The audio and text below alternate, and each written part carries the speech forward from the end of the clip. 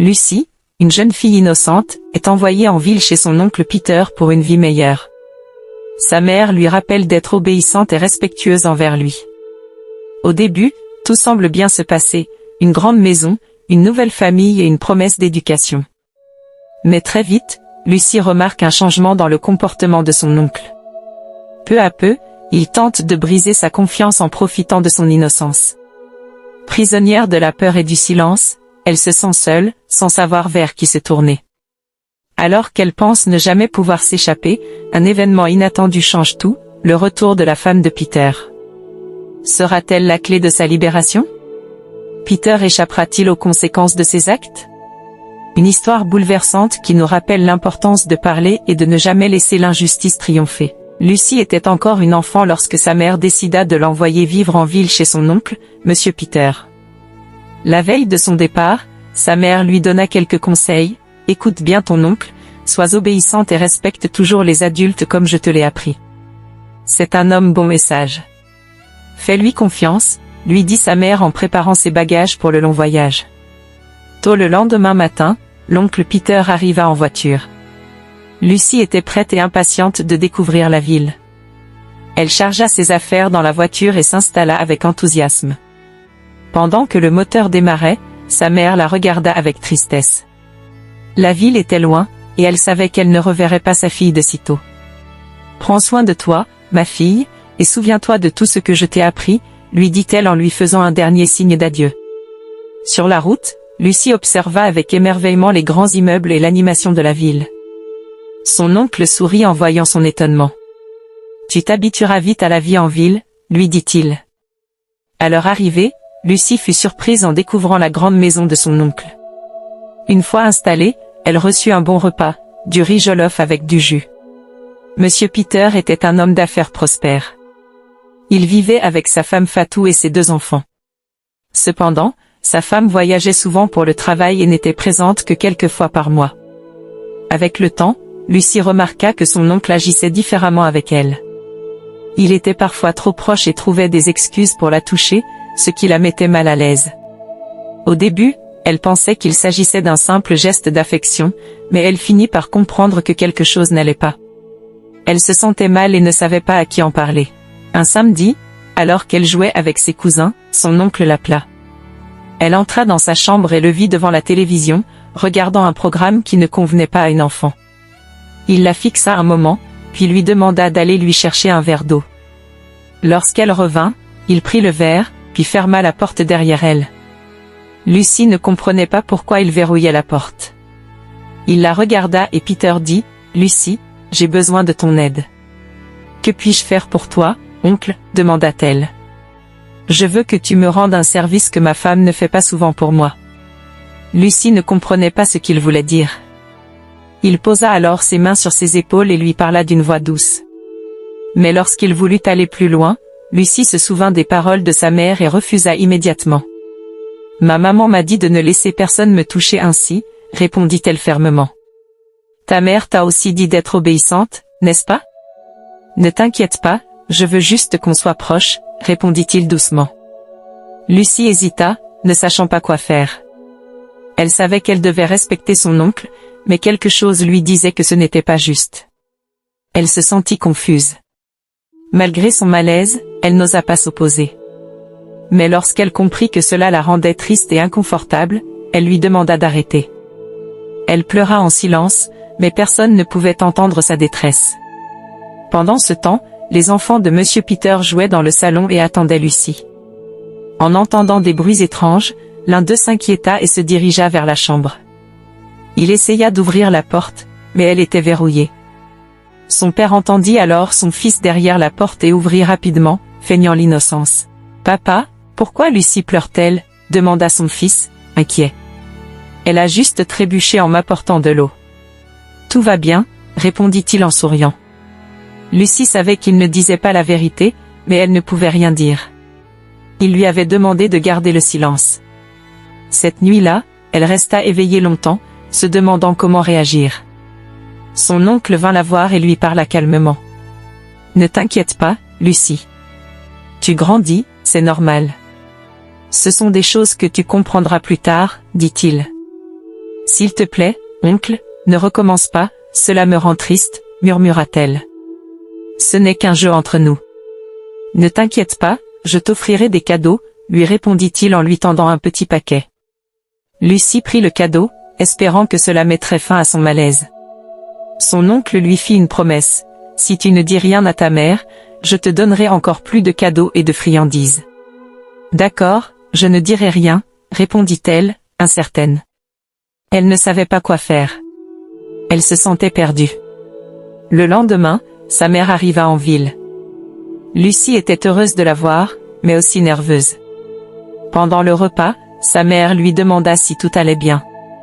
Lucie voulut tout raconter, mais elle était paralysée par la peur. « Tout va bien, maman », répondit-elle avec un sourire forcé.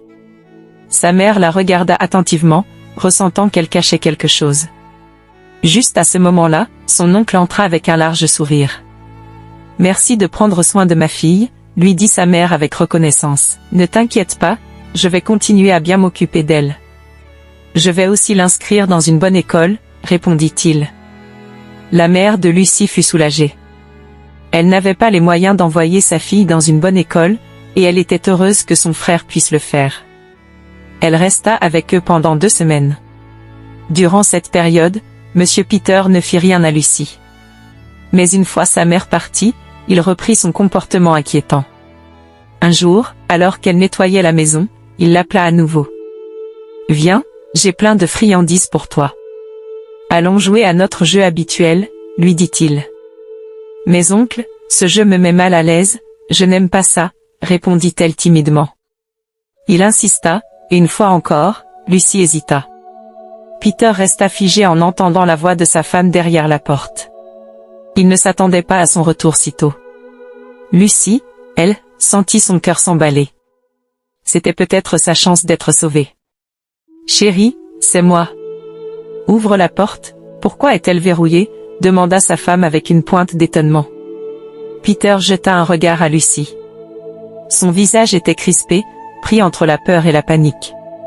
Il savait qu'il devait réagir rapidement. Il s'approcha de la porte, prit une profonde inspiration et déverrouilla la serrure avec un sourire forcé. Sa femme entra dans la chambre et observa la scène. Elle vit Lucie debout près du lit, l'air nerveux, et Peter avec une expression étrange. Elle fronça les sourcils. « Tout va bien ici ?» demanda-t-elle en regardant successivement son mari et Lucie. Lucie baissa la tête, hésitante. Elle voulait parler, mais elle se souvenait de l'avertissement de son oncle. Pourtant, le regard bienveillant de sa tante lui donna du courage. « Oui, tout va bien », répondit Peter en tentant de détourner l'attention. Mais la femme de Peter n'était pas dupe. Elle remarqua la gêne de Lucie, sa posture tendue, son air inquiet. Son instinct lui disait que quelque chose n'allait pas. « Lucie, ma chérie, viens avec moi. Allons dans la cuisine, je t'ai ramené quelque chose, » dit-elle avec douceur. Lucie hésita un instant, regarda Peter, puis hocha la tête et suivit sa tante hors de la chambre. Arrivée dans la cuisine, la femme de Peter posa une main réconfortante sur l'épaule de Lucie. « Dis-moi la vérité, ma fille. Il s'est passé quelque chose ?» demanda-t-elle doucement. Lucie sentit les larmes monter. Elle voulait parler, mais la peur la paralysait encore. « Je ne peux pas dire » murmura-t-elle. La femme de Peter comprit immédiatement. Elle sentit son cœur se serrer. Quelque chose ne va pas avec Peter, n'est-ce pas? Lucie ne répondit pas, mais son silence en disait long. La femme de Peter comprit alors l'horrible vérité. Son visage se ferma. « Ne t'inquiète pas, ma fille. Je vais m'occuper de tout, » dit-elle fermement. Elle se leva brusquement et retourna voir son mari. « Peter, je veux te parler. » Peter tenta de jouer l'innocent, mais sa femme n'était plus dupe. « Dis-moi la vérité. Qu'est-ce que tu as fait à Lucie ?» Il balbutia quelques excuses, cherchant à se justifier, mais elle ne l'écoutait plus. « Je ne veux plus jamais voir une telle chose sous mon toit. » lança-t-elle avec colère. Puis, elle prit une décision, elle appela immédiatement la mère de Lucie et lui demanda de venir chercher sa fille. Quand la mère de Lucie arriva, elle vit que sa fille était bouleversée. En l'apercevant, Lucie éclata en sanglots et se jeta dans ses bras. « Maman, Je voulais te dire, mais j'avais peur. La mère de Lucy comprit que quelque chose de grave s'était passé et, le cœur serré, elle remercia la femme de Peter d'avoir pris soin de sa fille. Nous partons tout de suite, déclara-t-elle en serrant Lucy contre elle. Avant de partir, elle jeta un dernier regard à Peter. Il baissa les yeux, honteux, sachant que son secret était découvert. Lucy et sa mère quittèrent la maison ce jour-là, et Peter fut laissé seul face aux conséquences de ses actes. Alors que Lucy et sa mère quittaient la maison, la femme de Peter prit une décision importante. Elle ne pouvait pas garder ce secret. Elle alla immédiatement porter plainte contre son mari. La police arriva rapidement, et Peter fut arrêté. Il tenta de nier, mais les témoignages de Lucy et de sa femme suffirent pour qu'une enquête soit ouverte. Au tribunal, la vérité éclata. Peter fut reconnu coupable et condamné pour ses actes. Il perdit tout, sa liberté, sa famille, son honneur. Lucy, de son côté, trouva le courage de reconstruire sa vie. Grâce au soutien de sa mère et de sa tante, elle comprit qu'elle n'était pas coupable et que parler était la meilleure chose à faire. Message final, aux victimes silencieuses, sachez que vous méritez justice. Personne n'a le droit d'abuser de votre confiance. Si vous êtes en danger, parlez. Il y aura toujours quelqu'un pour vous écouter et vous protéger. Merci d'avoir suivi cette histoire. Si elle vous a touché, pensez à liker la vidéo, à partager vos réflexions dans les commentaires et à vous abonner pour d'autres récits inspirants. À très bientôt, et que Dieu vous protège.